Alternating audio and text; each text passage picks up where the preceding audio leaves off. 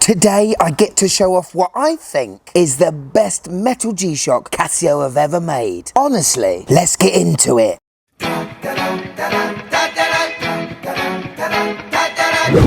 Yes, welcome to the Mad Watch Collector channel, the show that does watch reviews a little differently. Now, to be completely honest, I wasn't going to do this review for at least a couple more weeks, but I am loving it so much, I've just got to show you it. Now, yes, we are talking about another Casioak, but this one is awesome. Now, if you're familiar to the channel, you will know I not only like Casio, look, I've even got a cabinet, but I have embraced G-Shocks recently, my favourite being the 5610, and also a watch I reviewed not long ago, the 6900. I guess you can call them vintage digital watches. Built to be tough and to survive anything life throws at them. Now, a year after the hype of these watches coming out, the Casioaks, the 2100s, I bought myself a Camo version of this watch. I did a review of it and I came to the conclusion it was a great watch but more fashion orientated than the G-Shock core values, you know. But recently, after having a little bit of money swirling about on my Amazon account, I decided to pull the trigger on one of these new metal Casioaks. Just on that subject a bit, I'm a little bit torn when it comes to metal G-Shocks, you know what I mean? Polished cases. When Kiko Ibe first invented the G-Shock and came out in this lovely big resin case, how does that man actually feel about metal G-Shocks? Because let's face it, a polished stainless steel case is going to get scratched up like a bitch. That being said, everyone deserves a little bit of bling now and then in their lives. So this is the first metal G-Shock I have in my collection. Is it better than my other Casioak? And should you buy one? Well, there's only one way to find out. Are you G-Shock ready? Let's Cassie go!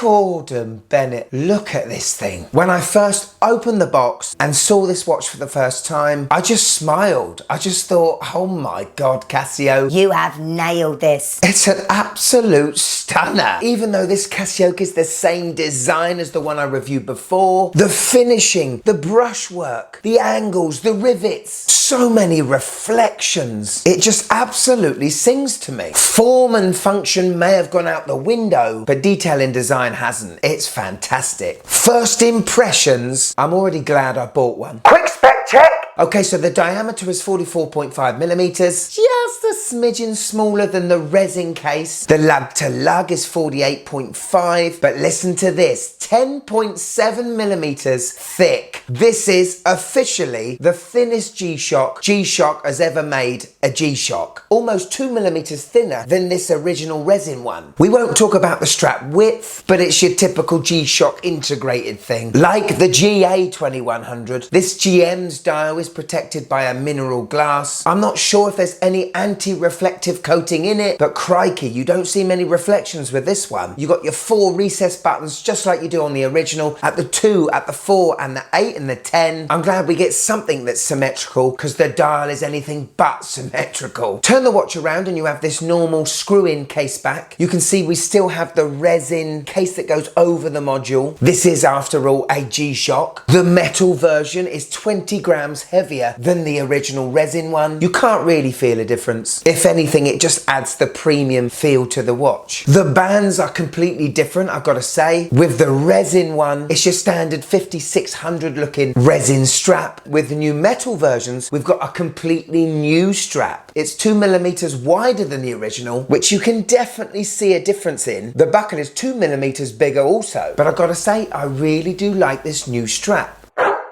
But the main reason why I wanted to do this review is to see these macro shots of the dial. Take a look at these. And, you know, I'm just not going to really talk much, really. I'm just going to let you look at it because it's just absolutely beautiful. You got that stepped minute chapter ring. Then you get these concentric circles on the base of the dial. Then you get a vertical brushed plate on the top surface. Then you get these amazing applied silver indices that are also lined to match the outer concentric circles. Absolutely beautiful. It's worth getting this watch for that alone. We have a black handset with a lovely bit of green lumen. We have that day's sub-dial complication complication on the 9 o'clock. That pencil sharpener looking hand is cool. We've got concentric circles again on that semicircle and also the inner subdial. The contentious part is from 3 o'clock to 6 o'clock. The window with the negative display. Now I've got to admit, every time I've worn this one, and to be honest this one as well, I've only read the time using the hands. I'd love to see a positive display on this because I think it would work so well with those stainless steel colours. All in all, the dial is simply phenomenal. I have not seen a better looking stainless steel G-Shock than this thing.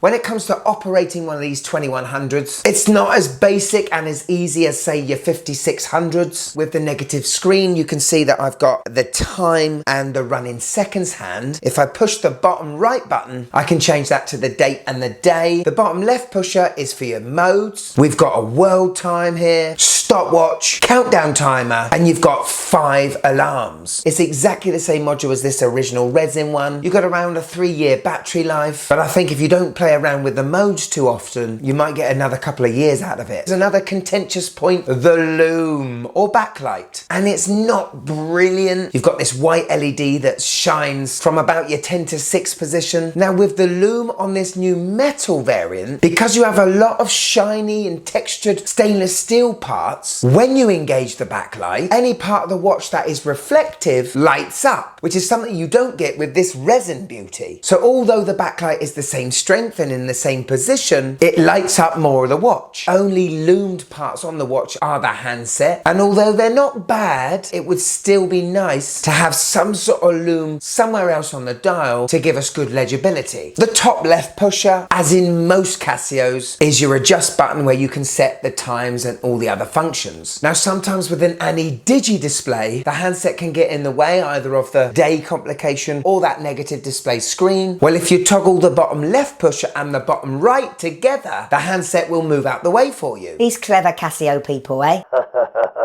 On my 6.5-inch wrist, and this is superb. It just looks so good. This is going to fit a lot of people. Honestly, it's still very hard not to keep looking at this dial. I much prefer the feel of this watch, the extra 20 grams on my wrist, to the resin one. I think it's sweet. Wrist roll on the go!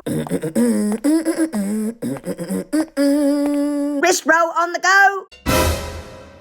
Here it is, my wife's first impressions of the GM-2100.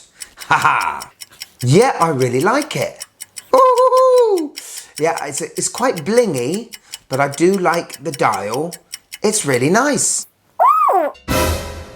Well, if the wife loves it, you gotta love it now. So there it is, the GM-2100 Metal Casioak. I have got to say I have found a brand new affection and love for this watch. Far more than my Camo one has ever given me. This is a great example of having two of the same watches, both made with different materials and looking and feeling completely different. I understand the design language now. This watch was destined to be in metal form, stainless steel. The dial now is an absolute thing of beauty. The only negative really is the negative display. The screen doesn't do too much for me. I don't actually look at it when I read the time on this thing. Now you can buy these metal Casioaks in other colours. There's a blue one, there's a green one. There's also a slightly psychopathic killer red one. For me, the best one is by far this silver one. It's just so classy. This is a watch I can imagine someone wearing an Audemars Piguet Royal Oak from Monday to Friday. And then on the weekend, they're strapping this boy on. To buy this watch on Amazon, it's about £150. This resin one is around 90. Yes, there are over-the-top complications for a G-Shock, but somehow Casio have made a watch that looks tough and rather attractive at the same time. Would I buy this watch? Well, I did. Would I recommend it to you? Oh, hell yes. Even though I love my resin Casios. The next time I pick up a Casioak, it'll be the metal one.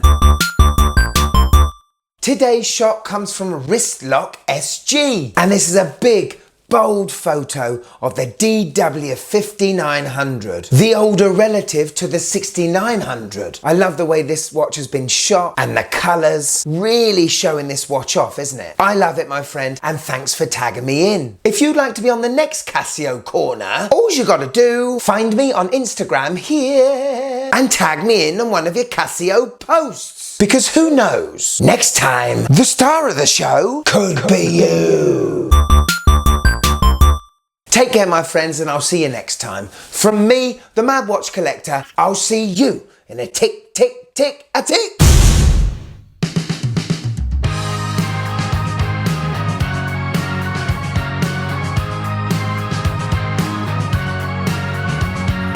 Every little second, every hour, every minute of the day, always end up being